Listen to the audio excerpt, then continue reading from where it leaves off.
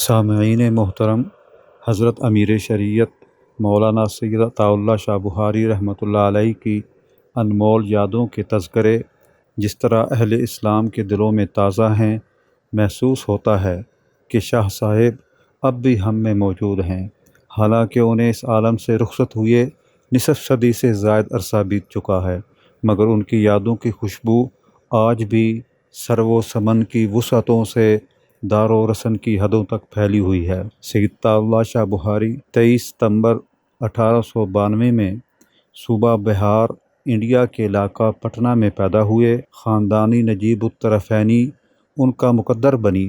اوائل عمری میں ہی اردو زبان و بیان کے رموز سے بہرہ ور ہوئے۔ علم کی پیاس پٹنہ سے امرتسر کے مردم خیز خطے میں لے آئی۔ شاہ صاحب کی تعلیم تکمیل کو پہنچا ہی چاہتی تھی کہ ہندوستان میں تحریک خلافت کا آغاز ہو گیا۔ امرتسر ان دنوں سیاست کا مرکز تھا۔ شاہ صاحب بھی سیاست کی تپش سے محفوظ نہ رہ سکے۔ تعلیم کا سلسلہ موقوف کیا اور سامراج کے ترک مسلمانوں پر ظلم و زیادتی کے خلاف اٹھ کھڑے ہوئے۔ شعلہ بار خطابت کا ملکہ قدرت نے وافر مقدار میں مہیا کر رکھا تھا، بس اسے آگ دکھانے کی دیر تھی۔ خلافت عثمانیہ کے نحیف و نژاد وجود کو انگریزوں نے رونڈ ڈالا تو سید عطا اللہ شاہ بخاری بر صغیر کے چپے چپے میں پہنچے اور انہوں نے اپنی آتشی تقریروں سے فرنگی سرکار کے خلاف عوام الناس کے دلوں میں بغاوت کے شعلے بھڑکا دیے۔ سامعین محترم، اسی تحریک خلافت میں ہی حضرت شاہ صاحب پہلی مرتبہ عین عالم شباب میں جیل کی آزمائشوں میں ڈالے گئے اور قید و بند کا یہ سلسلہ ایسا مضبوط ہوا کہ پھر ان کی ساری زندگی ریل اور جیل سے عبارت ہو گئی۔ 1929 میں اپنے ساتھیوں مولانا ظفر علی خان، چودھری افضل حق، شیخ حسام الدین، مولانا حبیب الرحمن لدھیانوی اور مولانا مظہر علی اظہر کے ساتھ مل کر بر صغیر کی مقبول جماعت مجلس احرار اسلام کی بنیاد رکھی۔ 1930 میں جب حضرت شاہ صاحب کی عمر محض 38 برس تھی، اپنے وقت کی عظیم دینی شخصیت علامہ سید انور شاہ کاشمیری کی تجویز پر 500 جیت علماء کرام اور مشائخ نے ختم نبوت کے محاذ پر ان کو امیر شریعت تسلیم کرتے ہوئے ان کے ہاتھ پر بیعت کر لی۔ یوں متحدہ پنجاب شاہ صاحب کی مضبوط قیادت میں آ گیا۔ پھر مجلس احرار اسلام نے ان کی رہنمائی میں 20 معرکے سر کیے، جن کی تفصیلات تاریخ کا حصہ ہیں اور تاریخ کو ہم جیسے طالب علموں کی گواہی کی ضرورت نہیں ہے۔ قسام ازل نے بخاری صاحب کو گوناگوں خصوصیات سے نوازا تھا۔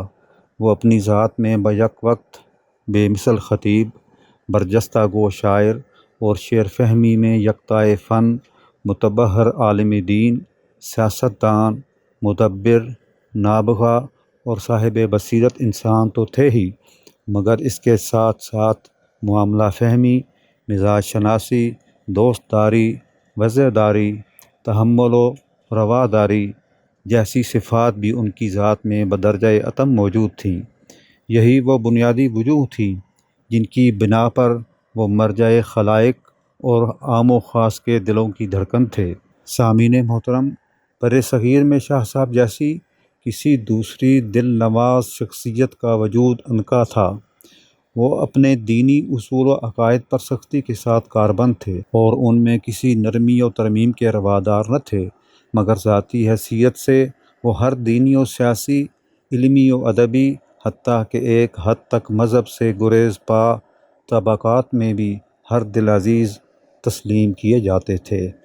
اسی سبب وہ جہاں علامہ سید انور شاہ کشمیری جیسی عظیم دینی حیثیت کی حامل شخصیت کے منظور نظر تھے، وہیں وہ فیض احمد فیض، صوفی تبسم، اختر شیرانی، جگر مراد آبادی، ساحر لدھیانوی، عبدالحمید عدم اور ساغر صدیقی جیسے رندان بلاکش کے ہاں میر محفل مانے جاتے تھے۔ حضرت شاہ صاحب بر صغیر کی وہ واحد شخصیت تھے جن کا احترام ہر طبقے میں پایا جاتا تھا۔ وہ جہاں حضرت پیر سید میر علی شاہ گولڑوی، حکیم الامت مولانا اشرف علی تھانوی اور قطب الاقطاب حضرت شاہ عبد القادر رائے پوری کی محبتوں کا مرکز تھے، وہیں شیخ الاسلام مولانا سید حسین احمد مدنی اور مفتی اعظم مولانا مفتی کفایت اللہ دہلوی کی آنکھوں کی ٹھنڈک بھی تھے۔ حضرت شاہ صاحب یکساں طور پر مولانا ابوالکلام آزاد، علامہ محمد اقبال اور مولانا محمد علی جوہر کی عنایات اور ان کی صحبتوں سے فیض یاب ہوئے۔ مولانا ظفر علی خان، مولانا غلام رسول مہر، مولانا عبد المجید سالک جیسے کہنہ مشق صحافیوں، مولانا غلام قادر گرامی، حفیظ جالندھری، احسان دانش، احمد ندیم قاسمی، سیف الدین سیف، حبیب جالب جیسے شاعروں اور ڈاکٹر ایم ڈی تاثیر، ڈاکٹر سید محمد عبداللہ، پطرس بخاری، علامہ طالوت، نسیم حجازی جیسے ادیبوں کے شاہ صاحب کے ساتھ قریبی مراسم تھے۔ ایک طرف وہ دینی حلقے کے محبوب تھے تو دوسری طرف اشتراکی رہنما کامریڈ محمد اشرف، منشی احمد دین، سبط حسن، عبداللہ ملک بھی شاہ صاحب کی محفلوں کے رکن تھے۔ مختلف النوع شخصیات کے شاہ صاحب کے ساتھ تعلقات کو دیکھ کر حیرت ہوتی ہے کہ عقائد و نظریات کے مابین واضح فرق کے باوجود یہ سب لوگ شاہ صاحب کے ساتھ پیار و محبت اور انس و مروت کیسے روا رکھتے تھے۔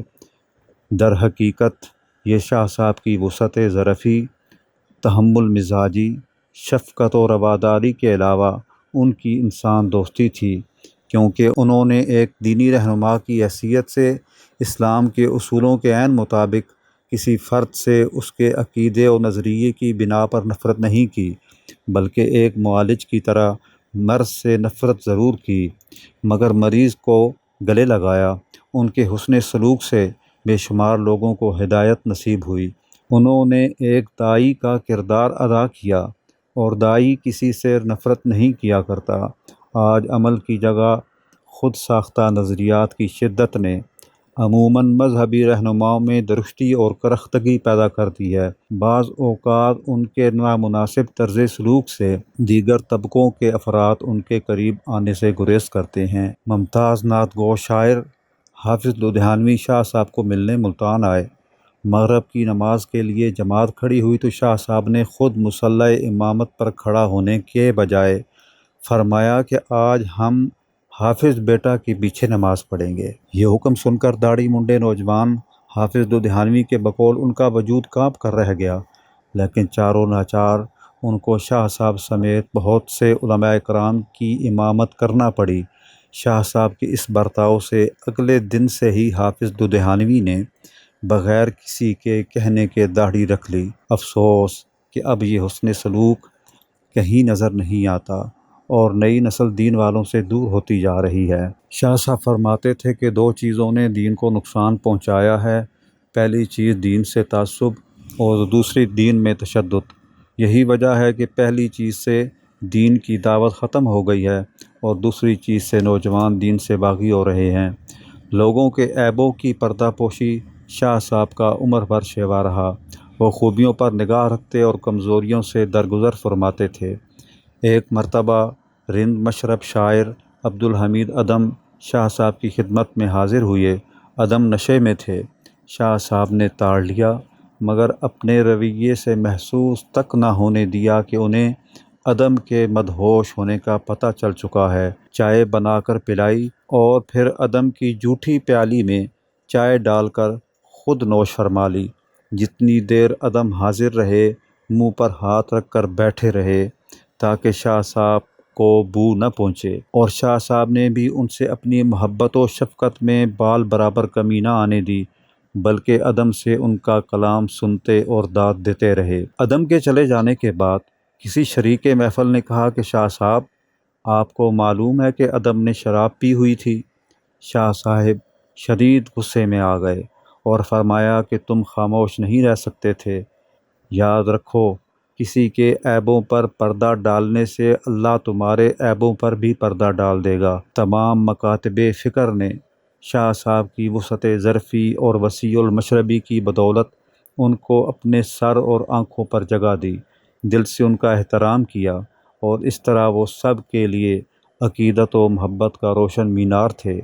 اپنی بے مثال قوت لسانی، فکر و نظر کی پختگی اور حلم و تواضع کے پیش نظر وہ ہندوستان کی ہر دل عزیز شخصیت تھے۔ مشہور انگریز مصنف W.C. سمتھ نے شاہ صاحب کی ایسی ہی خصوصیات کے پیش نظر بجا طور پر لکھا تھا کہ یہ غیر معمولی انسان ہندوستان کی سب سے زیادہ اثر آفریں شخصیت ہونے کا نہایت قوی دعویٰ کر سکتا ہے۔ شاہ صاحب نے 21 اگست 1961 کو ملتان میں رحلت فرمائی اور وہیں آسودہ خاک ہوئے۔ اللہ ان کی قبر کو اپنی رحمتوں سے بھر دے اور ان کا سچا نعم البدل عطا کرے، جو انہی کی طرح تمام طبقات کو اتحاد و یگانگت کا آفاقی درس دے اور امت کو توحید و ختم نبوت کی اساس پر یکجا کر دے۔ آمین یا رب العالمین۔